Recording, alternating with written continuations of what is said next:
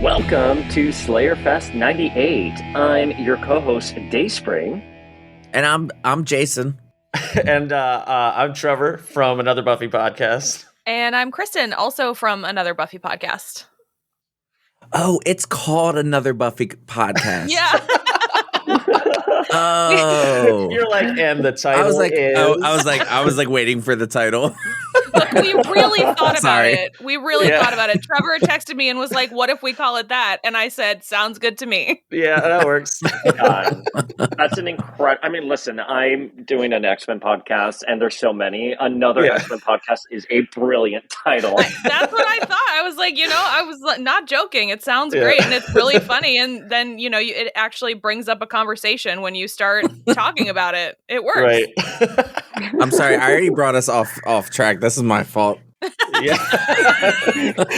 We're here to talk about Happy Anniversary, Angel Season 2. Episode 13. And so my turn right here is to ask, what was everyone's thoughts on this rewatch of this episode? Is it your first time watching it? And give the feels. Give the general feels. Well, I'll go first. Full disclosure, Kristin and I actually watched this. We're in the middle of recording season 2 for our podcast. We haven't released it yet, but so we watched this about a month ago, and it's one of my least favorite of season 2. Just in the grand scope, there's a lot of really good stuff in it that I like the building up of Angel investigations, the Lauren and Angel talks, and everything. But just the narrative that it's built around is not my favorite in season 2. Yeah, I'm going to agree on that. The golden one, the golden child, whatever. It's interesting because this is very much a filler episode. However, I think the actual nuances of the plot aside, I think this is a good filler episode because it does propel the series and the characters forward, and a lot of the themes that happen here will carry over for season 3. Yeah. Right? And some of these ramifications are still going to hold true for season 4. So I'm forgiving of it, but I do have problems with the plot. Yeah. I felt like there was a lot of good lines in it and definitely, but I could not get over the couple. And I'm just like, I've definitely been in a relationship like this where it's just the conversation is just like, yeah. And then silence. It's just dead. It's like, please get me out of this room.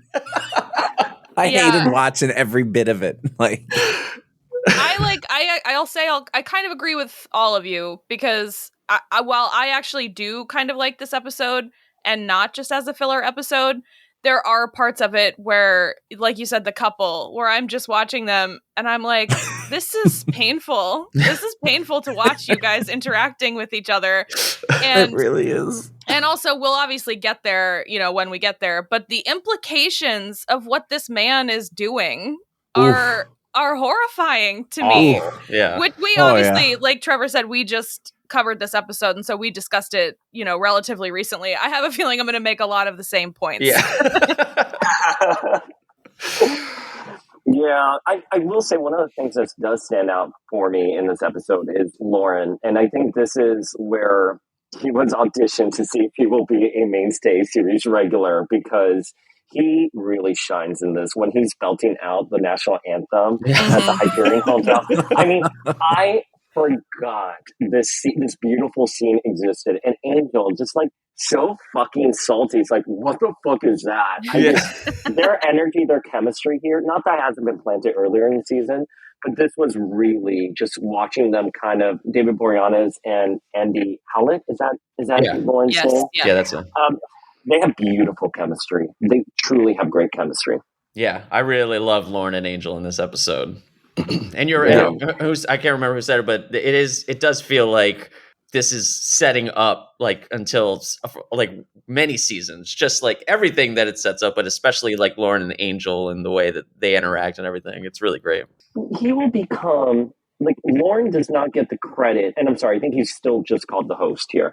The host does not get the credit for being a confidant that Angel goes to enough in the series. That is usually designated to Cordy and even Wesley, but the host and Angel have such a special relationship, and this is literally the building blocks of that special relationship. Absolutely. Yeah, I agree. So should we just step through the scene by scene, right? Yes. Okay, I only want to kick off the opening scene, which is Wesley and Cordelia in like the new office, because I just moved to Miami and I'm renovating an apartment, and I am so deeply triggered of wires and things are cutting, like being electrocuted, people saying things are going to be on. It is a fucking nightmare. I hate what happened during the pandemic, specifically the real estate boom, because I will always go back to being a perpetual renter, never getting an office or anything. That all being said, Wesley and Cordy are like doing the new office because obviously Angel has kicked them out, fired them all. And, you know, it's a comedy of errors. Like they can't get any of the wiring to work. They said the phone line was going to be happening. Gunn walks in and he's here like, I just put like 100 flyers on all nearby cars. Yeah. which is such a Y2K like business strategy. Yeah. Like, like with Microsoft Word font, you know what I mean? The word art. Like the most basic. and they're just like, you know, we're certainly going to get a lot of people. And then like Cordy and Wesley can't figure out how to get the office up and running. And Gunn's just shaking his head being like, I can't believe I'm friends with you people. I loved that. I just loved when he said that. I was like, yeah. I think that a lot sometimes. Yeah, well, I love Gunn in particular, just basically being amused and loving them and not like, fuck this, I'm going to go do my own thing. Because it's such this thing that's happening with Angel in season 2, which is one of my favorite storylines. One of the reasons it's my favorite is because it emboldens the rest of Angel Investigations to be this really tight-knit team that's just so fun to like.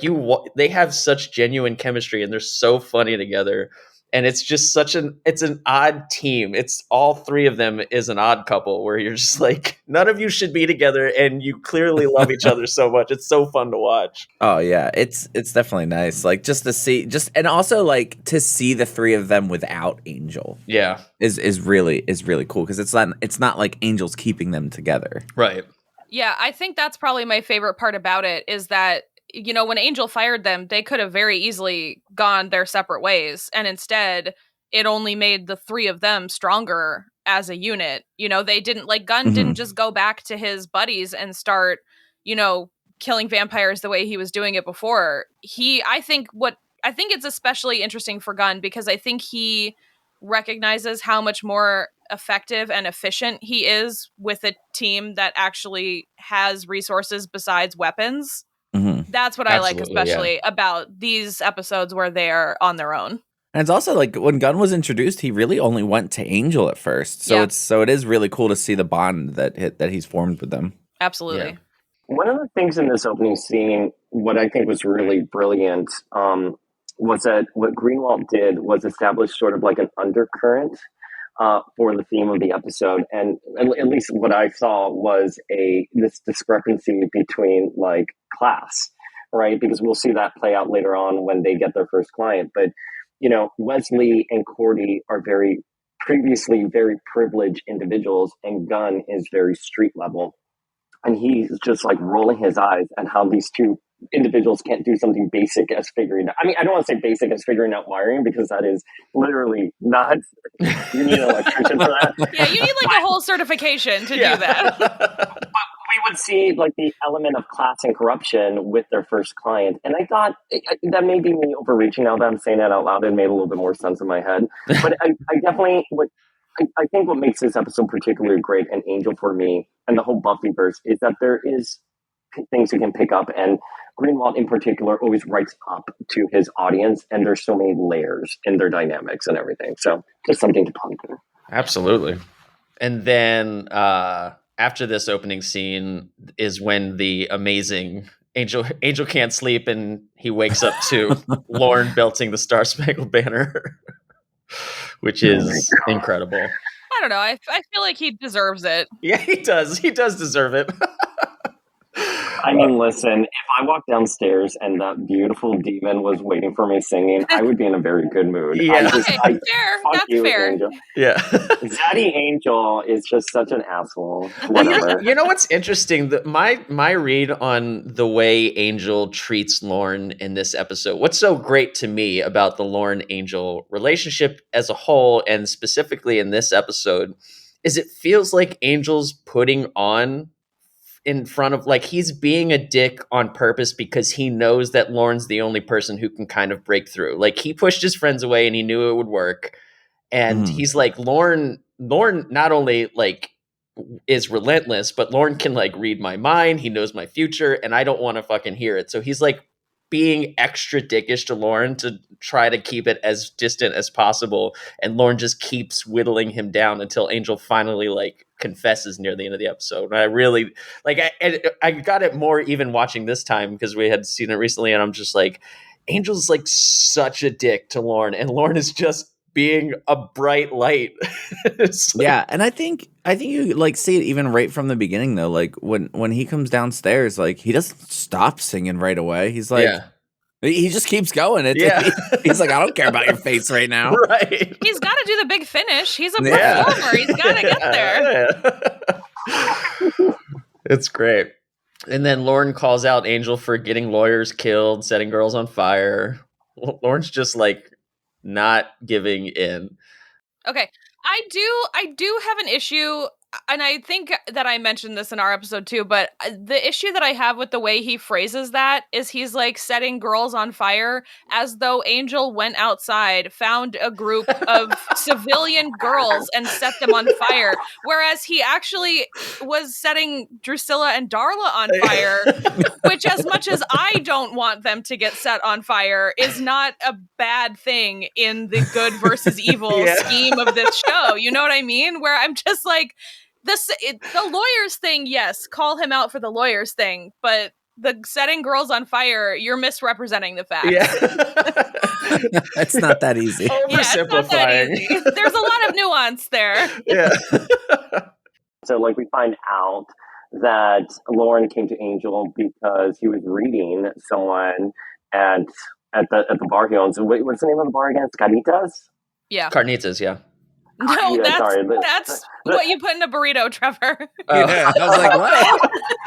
I like Caritas. I'm sorry, I'm Cuban. So it's Caritas is how I would pronounce it. Because it means like sanctuary in something, in Spanish. Is it Spanish? So, well, maybe Cubans say Caritas. So, like, I'm just going to say that. But anyways, Caritas.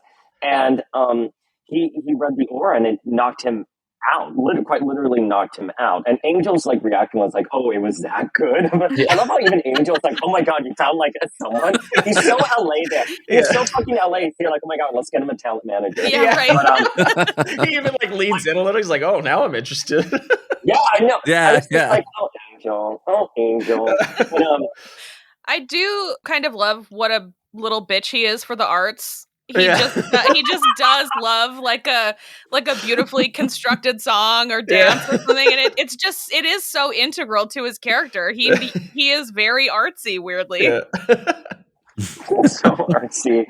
But Lauren's like, "No, bitch. I mean, it knocked me out. This guy, I need a champion because the end of the world is happening. What day is it? Wednesday? It's happening tomorrow. So I need a champion, and everyone else I know is tired or dead, so you're just going to have to do." And Angel reluctantly agrees. Yeah. And then we get to meet the nerd. We get to meet all of the nerds nerding. Oh, yeah. And this is where, like, you really were just like, well, who's the girlfriend? Like, do you have any emotion at all? Like, yeah, they're like talking about freezing a moment in time or whatever. And Denise shows up and she has a line where the other friend is like, says something about Einstein. And she says, "That's what got me out of physics and into theater." And I was like, how are you in this world? How do you go from physics to theater? Yeah. That's a drastic shift. Such a leap. This is it. It's another very LA thing, you know? Yeah. Well, that didn't work. How about this? I worked in book publishing for a couple of years, and there was this one author who will remain nameless, just came in and was like, "Oh, I just decided to quit like my high-paying job in finance and write like fiction." Yeah. And you're like, "Okay, weird, but this is really great, so we're going to acquire it." Congratulations. You're not getting your like Wall Street money with this advance, but sure. Yeah.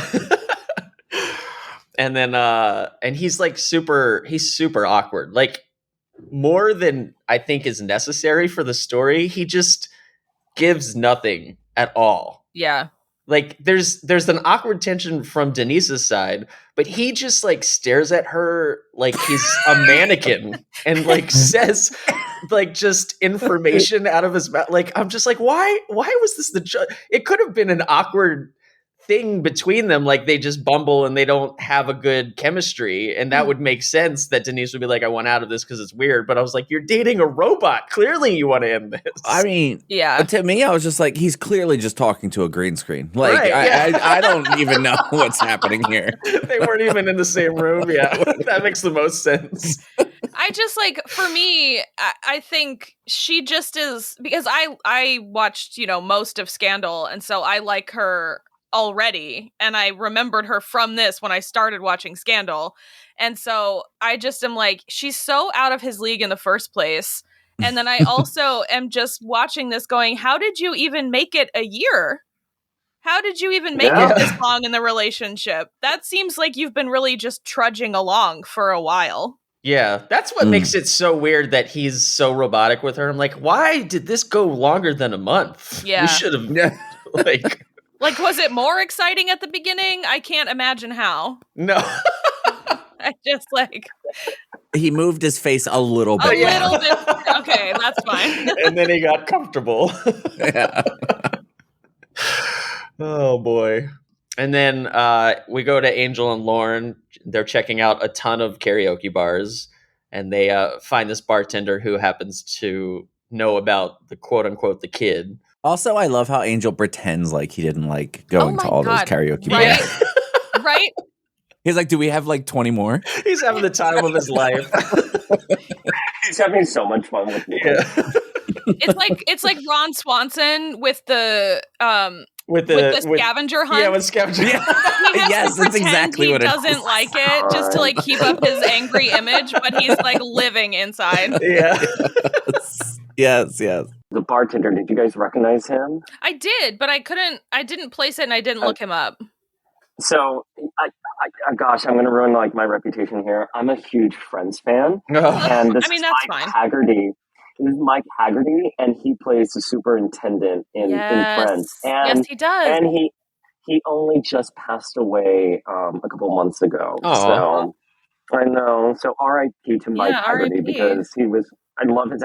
This is such a like pivot from his character on Friends, but it was good to see him here and flex those muscles. I love the little bit of, because Lauren can't help it. Like he sings for Lauren first hesitantly and then kind of leans into it. And Lauren gives him such a great pump up speech. And it's why I love Lauren so much. He just loves celebrating people in life and just being happy. And he's so wonderful. I love Lauren so much. It was so good. But also I have to point out, because, we're definitely, we know Angel loves this. Like, where Angel was really the one who forced him to sing. He was like, well, he's a demon. Yeah. So you better listen to him. You better do it. Like, Angel was like, I want you to sing. Yeah, sing for me. You must sing now. So now he's not Ron Swanson. Now he's the Phantom of the Opera. Yeah. Sing for me.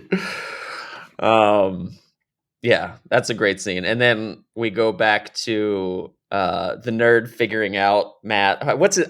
I just wrote his nerd in my notes. What's his name? Gene. Okay, Gene. So he's figuring out math. He gives up and he leaves. And I want to point out that I feel like, unless I miss something, this is not very great writing, in my opinion, because if the demons, like, they cast magic to make his equation work, and they're doing stuff later in the episode down in the basement, and like I was like, why do they need him to like do the orgasm time freeze? Why can't they just like make it happen? Clearly they know how to do it. Like, why do they need him to do it? Like, You can tell, like, that the demons in this time stop thing was written after they wanted to push everyone else's character along. They were like, oh, we got to fill this with something. yeah.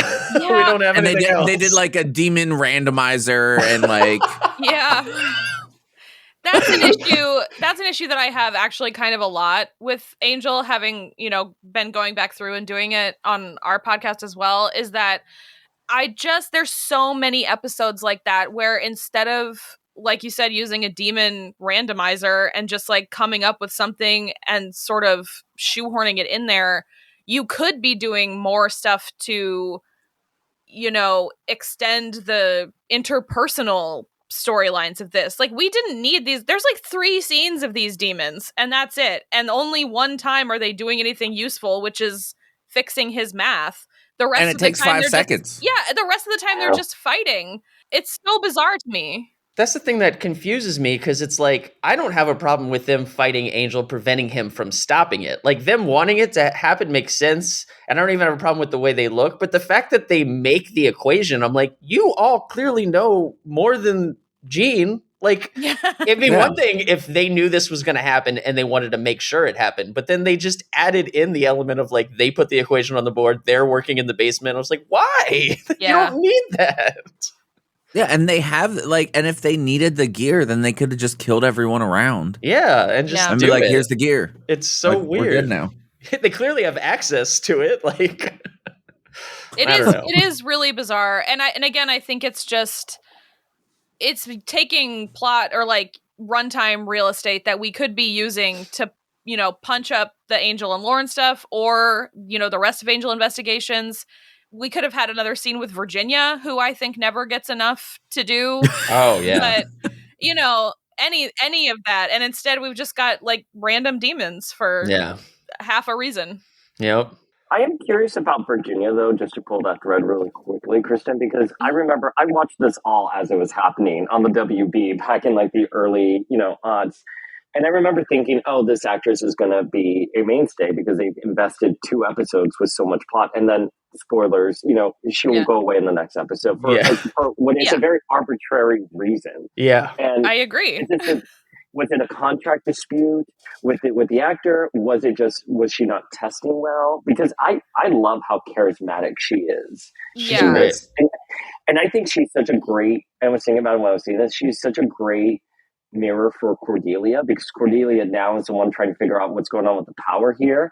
And Virginia is this rich socialite. And it's very much the road less traveled for Cordelia. And I would have liked to have seen her a little bit more fleshed out. And I agree. She was gone. Yeah, I agree completely. And I don't know if there was any behind the scenes stuff, just because of, everything we found out over the last couple of years. I would not put it past anybody involved in production to just have wanted to keep Cordelia and Charisma Carpenter as isolated as possible, surrounded by only men for no reason. For no reason. So, I mean, because you're right, it's just there's such rich potential with Cordelia and Virginia hanging out. Cordelia gets to kind of still do some of the things that she used to like to do because she's friends with Virginia. I also love her as a girlfriend for Wesley, because after this, he never gets to be happy again. And it's just like, great. It's I love that for us. Worst. I would argue his true love is Lila Morgan. Okay. I'm going to have to come back when we get to that, because I want to discuss that at length. So much. I will come on another Buffy podcast to discuss Lila Morgan and Wesley Wyndham Price and how they are the perfect Buffyverse couple. I don't disagree with you. Yeah. I will die on that hill, get resurrected by Willow, and die again. That is how serious I am about this. Yes. I don't disagree with you. I would love to discuss that further in an episode where it applies. Yes. All right, continue. I'm sorry. Well, you bring up Virginia, and that's our next scene, which is Virginia comes into Angel Investigation. She is... Wait. Because the best part is when they're all sitting together at that one desk, all squeezed in. They're all depressed, sitting at the desk. But basically, because I think Wesley said something just like, we have to accept this in silence, telling everyone to shut up. Let's just sit here in silence. It's so great. The thing for me that I like the best about it is that Cordelia is putting out the equivalent of thousands of dollars worth of candles. Because they don't have any light. That's literally so much money worth of candles that she's putting out. And they're all from Pier 1. Yeah. Oh my God. She saw the Kirstie Alley ad and she would feel like, I have to go to Pier 1 right now. Yeah, immediately. And then Virginia shows up. That's right. And she is quite a beacon of light. She's just she's so positive and she's funny. She's charming. She might have been taken away because it's just like, this doesn't work for our brooding story. and we don't have a reason to not have her constantly pop in. But it's like, Yeah. you're right. Like, I would have loved a lot more Virginia. She was so great. And she even mentions at one point that she can move on easily because of her money. Like, Yeah. and it's like, nice. I also love, one of my favorite lines is when she's like, they have a lot of money. They invented like chairs or something. Yeah. Yeah. And then also another one of my favorite quotes in this scene is when Cordy's so excited because she's like, we'll do it. We'll do anything. And Virginia's like, oh, that's so sad. So sad. Yeah. Oh, yeah. Okay. A general note, the lines in this episode are all great. I mean, they are like, when Gunn's like, oh, you can't swing anymore, you can. I'm paraphrasing what he says, but like some of it, oh God, it's like chef's kiss to Greenwald for some of these lines. You think you're at the bottom, but you can still go down. Oh, yeah. Yeah, there you go. That was, oh my God. Yeah. Because even then, like, all of her deliveries are great because even then she has that little aside to him before she continues. She's like, well, that was very well put, but I have a case for you. And it's just, I don't know, there's something about her. And I just realized that she was one of the moms on Runaways, which was actually a fantastic show. And she is equally captivating in that. And she does, like, it's kind of the same character, but she gets to do it for longer. Oh, she was on that. Yeah, with James Marsters. Yeah, she's Gert's mom. Yeah. Yes. Oh God. I wish they would get all those actors back in the MCU. Me too. Yeah. I don't know if we mentioned it, but Virginia did offer them a job from a rich family. Yeah. Which she said they invented chairs. And they'll be grateful, meaning they'll give you tubs of cash. Cash. And then we go to Jean showing up to work the next morning and notices the correct equation. Nothing fancy there. And then Angel and Lauren in the library. I love Angel's upset about the joke where Angel's like, did you ever learn or do you know how to drive? He's like, yeah, I just learned just now. Yeah. In your car. In your car. But you know what I love about this is that, like, there's just so many things. I'm like, the library scene, I'm just like, can't just Angel and Lauren just do a little buddy comedy? Yeah, it's so fun. I want to watch that instead of this boring couple. Let me watch them try to drive in the car. Right. Yeah. There's the other thing about this that I love so much, which is every time someone looks weird at Lauren, their go-to excuse is that he's the new school mascot. School mascot, yeah. For, like, presumably UCLA. Like, I want to know what you think the mascot's going to be. And the guy later, when he's just like, for the Buccaneers, he's like, not your school. Then we go back to Gene overhearing his girlfriend's going to do a sympathy bone breakup with him. Okay. Which begins the awful. I have so many issues. First of all, I'm still confused about how you made it a year into this relationship. Oh, absolutely. Second of all, you don't have to wait until the day of the anniversary to break up. Like, just because she's like, he's got the whole thing planned out. Yeah. And it's literally just he made her pasta. Yeah, he didn't do much. Yeah, that's it. One rose on the... And a single rose straight out of the Angelus playbook, by the way. And he drew her sleeping. You're like, oh. So it's like, it's not even like it's going to be all that. Like, he hasn't made reservations. They're not going on a trip. He doesn't have tickets to some show or something like that. And I'm like, so you're going to make him feel like it's a normal special day and then have sex with him and then break up with him? Yeah. It's like, it makes it so much worse. It's like, if anything, just pull the Band-Aid off and be like, hey, I know we're about to have a 1-year anniversary, but I can't do this anymore. But I can't hack it. Like, it sucks, but he'll get over it. But like, happy anniversary, let's bang, actually, never mind, I don't want to be in a relationship is so much worse. So weird. Such weird decision making. I don't know. I mean, overall, the weird decision making is breaking up and let's end the world. Yeah, well, no, that is definitely the worst. Okay, I'm not excusing his behavior at all, and I'm in no way saying that she deserves what he's doing because of what he's done, but it's like poor decision making from everyone involved. Like, how did they make it a year? Yeah. Again, that's the question of the episode. Yeah, how did they survive this long? Also, her friend Val, who I guess is also friends with him, knows knows both sides of this relationship, so she knows how invested Jean is in this relationship and how much Denise wants to get out of this relationship, and at no point was she like, you guys should really just talk. Yeah. I don't know. It's just like from kind of top to bottom, nobody is making correct decisions for me. Yeah. It honestly gives you a little glimpse. You're like, oh, you guys made it this long because you just clearly don't talk to each other or understand how humans work. Angel, and then so we go back to the library. Angel and Lauren are getting attacked. And then Jean makes his decision. Angel and the demons keep fighting. It's like a lot of back and forth. Jean sets up the machine in his basement. I just wrote in my notes, it's wild that his reaction to being broken up with is essentially murder-suicide. Yeah. Yeah. It's bizarre. That's definitely not healthy. Yeah, that's pretty bad. It's also so fascinating to me from like an academia standpoint, because nobody seems concerned at all that presumably hundreds of thousands of dollars of equipment have gone missing from the lab. Yeah. Like the one guy is talking about it, but he doesn't seem... Yeah, he's like, oh, he just took it. And it's like, what? Yeah. That's Like, oh, okay. That's expensive shit. Yeah. And then Angel and Lauren find out, you know, what would happen if something went wrong. And so they're in the car. Another one of my favorite things, which Lauren says, so there's another gear after that too thing, which is hysterical. It reminds me of Buffy and Willow when Buffy's driving. Willow's like, there's another gear. She's like, oh yeah, I know.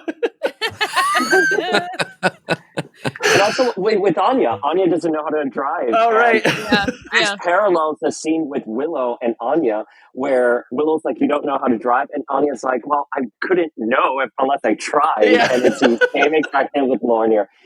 It's so funny. The Buffyverse has characters who don't know how to drive and are not particularly good at math, but then are good at math. It's such a weird little tick that's there. I don't even know if the writers are aware of. Yeah, I think when Angel's done saving the world, he should just start a demon driving school. Yeah, oh my God. Make a lot of money. What a good idea. That'd be so good. But this is my favorite. This is my favorite scene from the whole episode, because this is where like Lauren gets down to the nitty gritty with Angel, and he's like, Angel finally is softening up, which is, like I said in the beginning, like this is what Angel feared, because he's having to be this gray angel to, in his opinion, in order to find, you know, Darla and Drusilla, in order to attack Wolfram and Hart. He's like got to take himself to this place, and he doesn't want to let himself up. And Lauren is like, no. And he finally breaks through here. And it's one of my favorite things where Angel's like, 200 intelligent, well-trained lawyers are trying to drive me crazy. Why is everybody surprised it's working? He's like admitting he's not perfect. He's like, I'm not this perfect fucking hero. Like, obviously this works. Yeah, I don't know. For me, it's the self-awareness of it kind of renders that whole thing moot, where it's like, if you know that that's what's happening, why are you still letting it affect you so much? Like, you know they're doing it on purpose, and you can see the signs. You understand that it's happening. I don't know why you're still letting it happen, you know? And I also, because in addition to that, there's a lot of back and forth with this sort of attitude from him, because it's the same thing from either the very end of season 1 or the very beginning of season 2, when they're like keeping a log of like how many good things they've done. And then he finally is like, well, I can't do it for the reward. I have to just do it. And so that's kind of the thing where it's like, we really flip-flop on that, whether or not he's doing it for the reward or not. And I would argue like the Good Place argument, where it's like, now that you know that there is a reward, none of your actions carry any moral weight, because you know there's supposed to be a reward. And it kind of all of that kind of filters in together for me.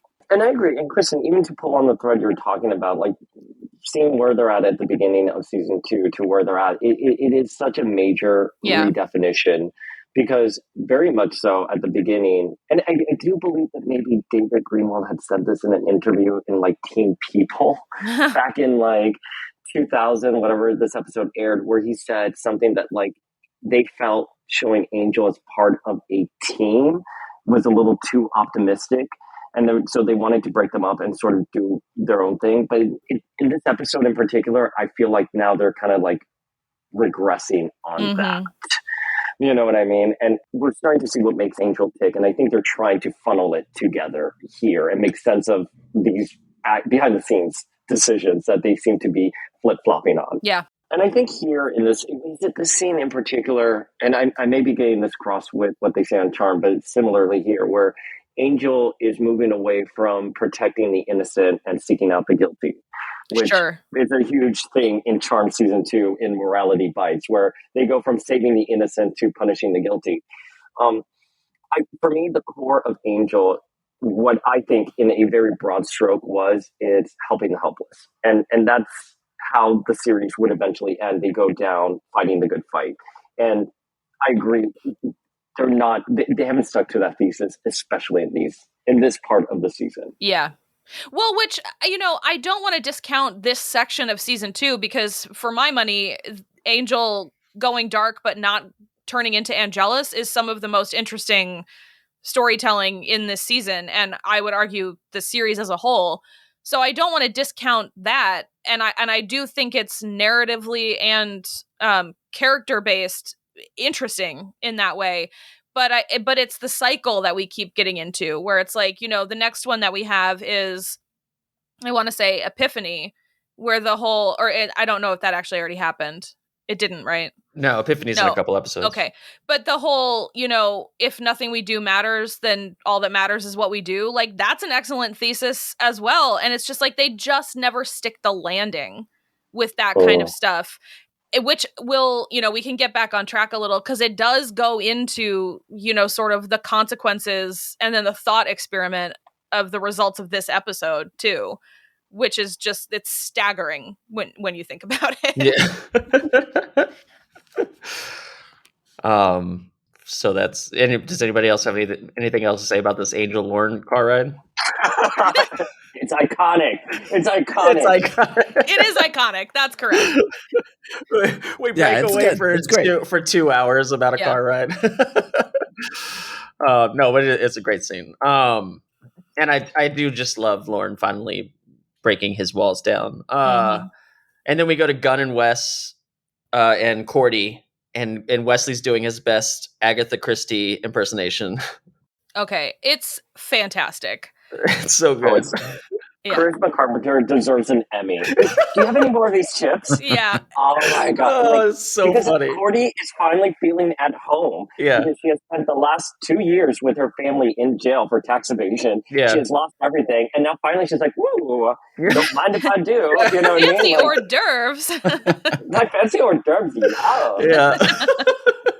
I mean, I don't think Sunnydale Gallows had fancy hors d'oeuvres, but it was good enough for her. Oh yeah, for sure.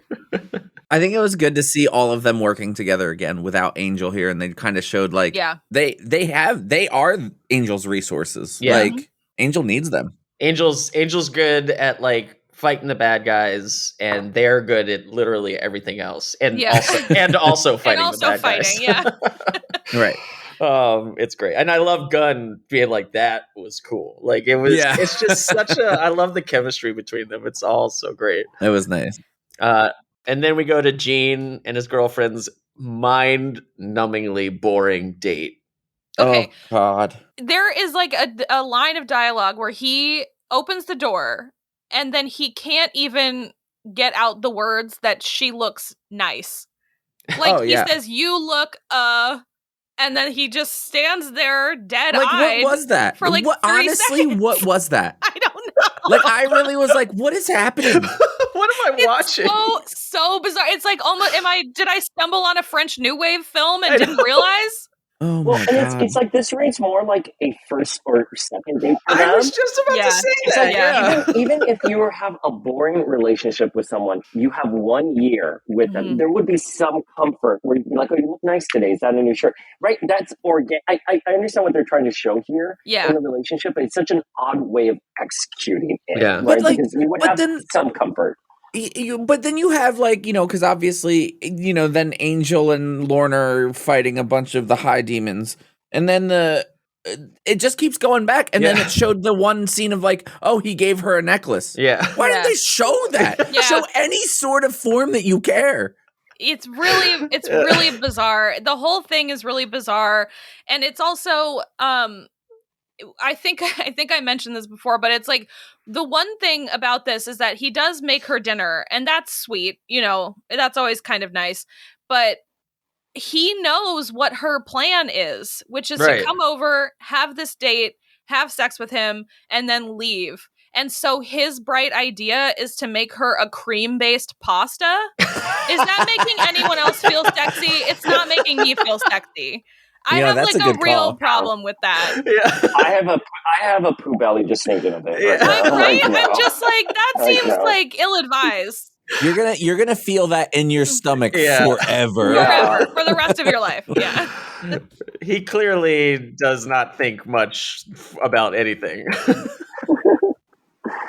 And then, it's quite the juxtaposition of this boring date and the violence happening on the way to the apartment. Mm-hmm. They're in the middle of it, and it literally like makes the face as the oh my god as the time thing.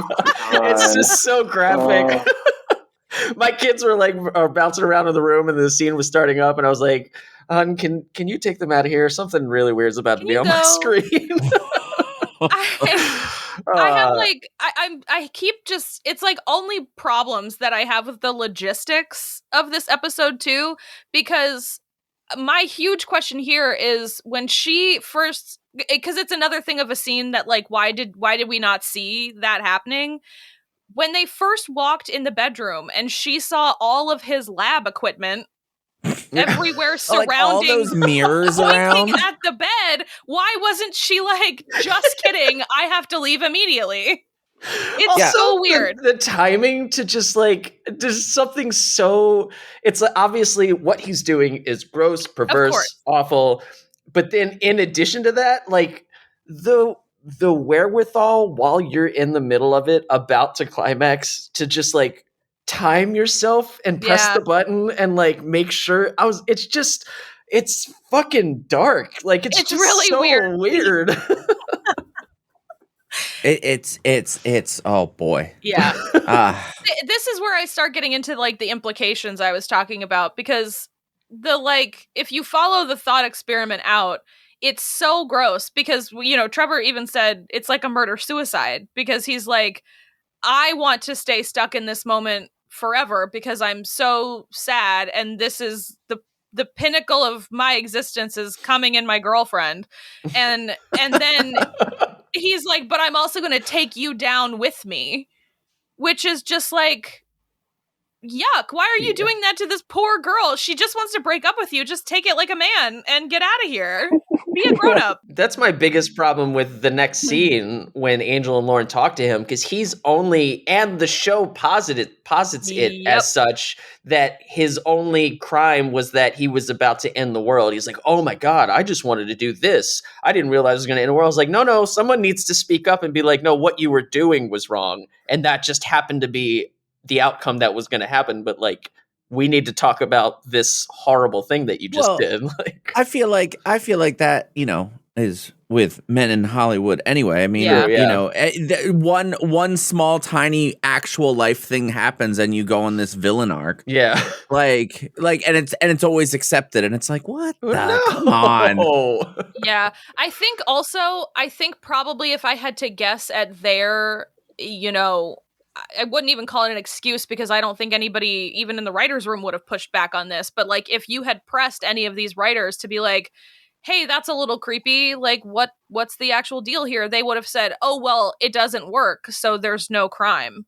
Denise doesn't realize anything happened. Like, she still breaks up with him at the end, so everything's fine. And in my mind, I'm like, well, everything turned out fine.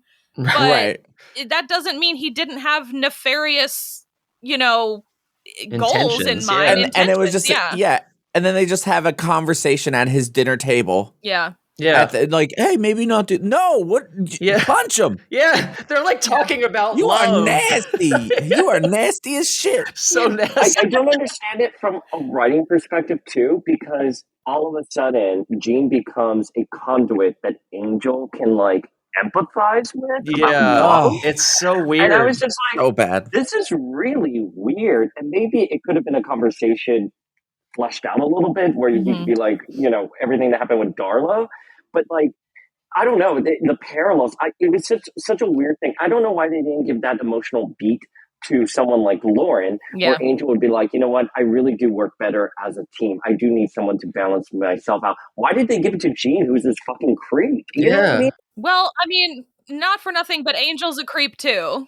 Well, that's the thing is they could have kept it within the theme of this season and this episode if they had Angel empathize with him.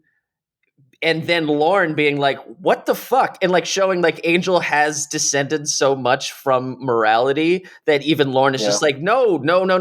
This is bad, you dumbass. Like, don't, he did something wrong, Angel. Like, stop. What are you doing? Like, that would have worked with the story, but instead they're both just like, yeah, I know love's bittersweet, man. It's like, no, what? Yeah, because what Jean was trying to do is not an expression of love. It's an expression of control and just being a gross dude. Like, just and that's why I kind of think there isn't a scene like that of, Lauren kind of scolding Angel or Angel connecting with Lauren and talking about how he needs a team. It's because I don't think it even occurred to anybody in the writer's room that there was something problematic about this. Yeah.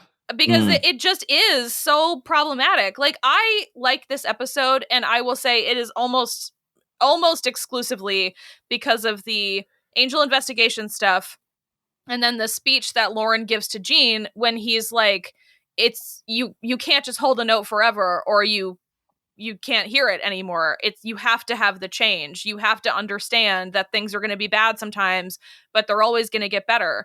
I think that's a beautiful sentiment, and I like the metaphor he uses to explain it.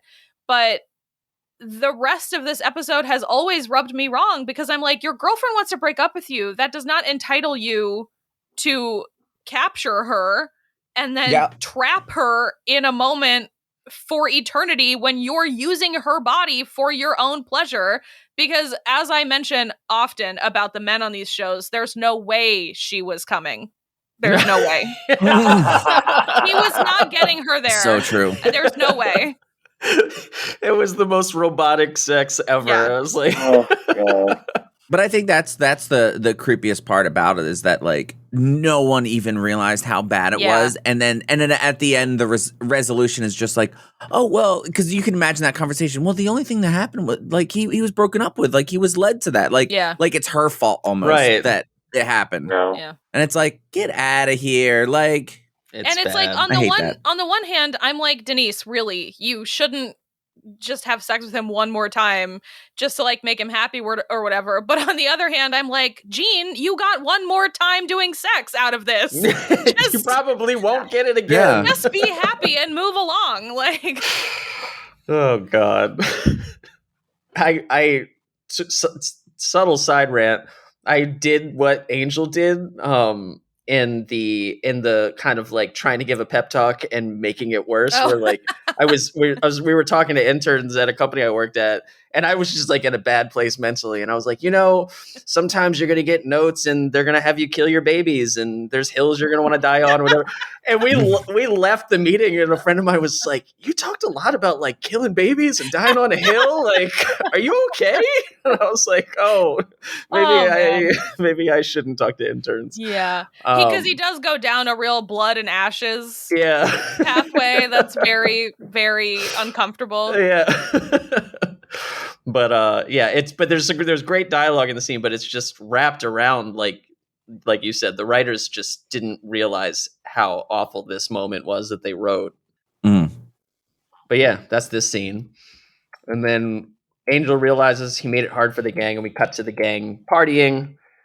And they were partying. They were partying. There's so many people. I didn't even know they knew that many people. Yeah, where did they all come from?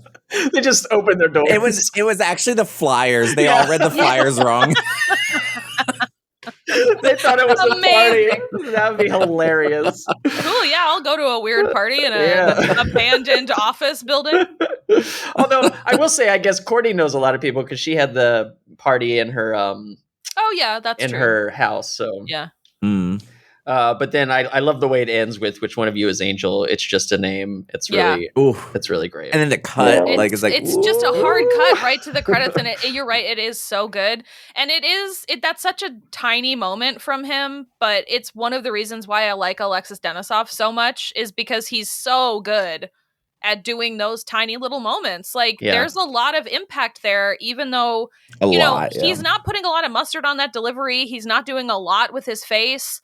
But it just really works to show that even though, they were fired and they were down at the beginning of this episode, they got a job, they solved it quick, they got paid, and they're back on top again. And I think it's great. And to go back to what Trevor said about it building them up as a team, I mean, it really does. They are the three of them together. They all three stop immediately when they see that man come in for help, and they all three go to him immediately. Yeah. It's great. And even says oh, we can go in the back. Not it's oh, I'll come back. No. You need help. What do you need? Yep. It was really cool to see that. It's fantastic.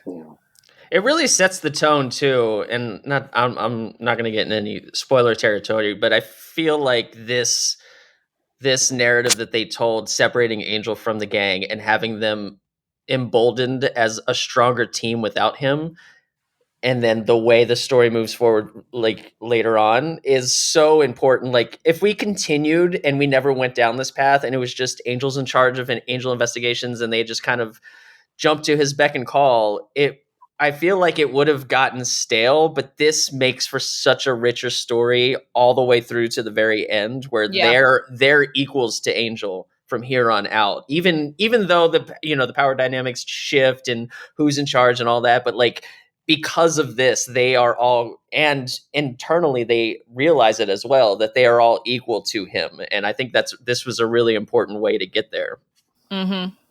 Agreed. I agree too. All right, so next on our agenda from Mama Ian, favorite outfit. Oh boy, there's not very many. So when good ones. When I do these, I really try to be nostalgic here because there is just it's tough. So I honestly though, what felt really perfect was Cordy's fucking jacket. when they're in the rich people's house, which at the end I guess she had it on at the end too, but had that I don't even know what you call that material, but it looks like a nylon material, but it has a different almost reflection. Yeah. Oh my god, I saw that, I was like, oh geez, that's the winner for me. Yeah, it's that very Y2K shimmery pleather. Yes. Yeah. She looks like she should be in one of those Janet Jackson movie video or music videos. Yes. Yeah, that's a good one. I mean, I feel like you have to call out Lauren's suits always. Yeah. Always sharp. That's on my list. Other than that, mine is definitely Lauren's. Yeah. It's just so emblematic of the time. He went to Structure, got this camel colored suit jacket, a button down blue, these bright colors, and then his frosted tips. Yeah. I think it's just a nice I think just think of wardrobe as a form of storytelling. It's such a stark contrast to Angel, who's in darker colors. Yeah. So I'm just going to give it to Lauren with the khaki suit jacket and the blue and the ascot. I think I'm gonna do a real one, and then I'm gonna do a funny one. And the real one is, I think I liked Virginia's outfit. Oh yeah, she's always got pretty good clothes. Although I couldn't pinpoint. I'm trying to look for a picture, and I can't really pinpoint exactly what it was, except I think it was burgundy. Yeah, I think she had a burgundy shirt on. But then I think we have to call out, maybe not for being good, but just for existing and being so bright, Denise's pink anniversary shirt, because literally what the hell are you wearing? What are you wearing? Why are you wearing that to your anniversary dinner? I was gonna point out Denise's is my legit favorite, only because she brings the only color to this morose. That's fair. Thing. It's literally the only thing that has life in that room. Like, is she doing this and then going to her, office job after? It's just like a long sleeve button down pink shirt for your first anniversary. It's bizarre. Yeah. Which is why he went, your shirt is Sure, there we go. We've got the reason for why he paused. Yeah. That's why. You look okay. Happy anniversary. All right. And so what is our favorite scene from the episode? My favorite scene is Angel and Lorne in the car when Angel finally breaks. Oh, yeah. Yeah, I think mine is Angel and Lorne even though the implications are terrible, that Angel and Lorne and Jean at the dinner table, just because I really like Lorne's speech. Yeah. I agree. And I think just marinating on like what we were talking about, I also think that's them trying to bring Angel back to trying to empathize with human. I'm just trying to like justify this entire scene in my head. But again, helping the helpless. I mean, it's regardless of what was put out there, there are some nuances there that I think we can pick at, and that's why it's such a great scene. Yeah. Mine was definitely the Wesley, Gunn, Cordelia, and Virginia stopping in. Yeah. Like, I love that the start of the three of them sitting at the desk. Like, that was just great. And then I feel like a lot of fun lines in that whole scene. Good deliveries, too. Mm-hmm. Yeah. Mine would be when they're fighting and Lauren, who's the goat of this episode, just like belts out a note. He's like the Black Canary of LA, and I so love good. it. I just thought that was good. So good. And I was like thinking, does he ever do that again? Like as like a battle tactic? I can't remember if he does that again in the series. It was brilliant. I don't think like that, but he does start singing in Pylea. Yeah, but I it's think not quite the same. I think he does do the combat singing in Pylea, doesn't he? I think he's just singing like Donna because Summer. I know they don't like music there, and he definitely like uses it to his advantage at some point. I think, but it's not like wrong. A really cool like high C. Like, oh yeah, yeah. Cool. All right, guys. So, where can everyone find you guys online? Your podcast? For us. Our podcast is another Buffy podcast. We don't have an account for the podcast. You can just find us on Twitter or X or whatever it's called. I'm at Trevor Carlee. And I am at FiddleDD85. Fabulous. I'm Dayspring from the Power of X-Men podcast. You can find us on all podcast platforms, but we're also migrating our content to YouTube. So if you're feeling charitable, please listen to our rants on YouTube. It is very specifically tailored content about Jean Grey and the Phoenix Force and Marvel Legends. Nice. I know. I'm Jason, Sully on everything, Sulli. I mostly stream on Twitch. Cool. Nice. All right. It was great talking with y'all. Yeah, definitely. Bye. Bye. Bye. Ciao.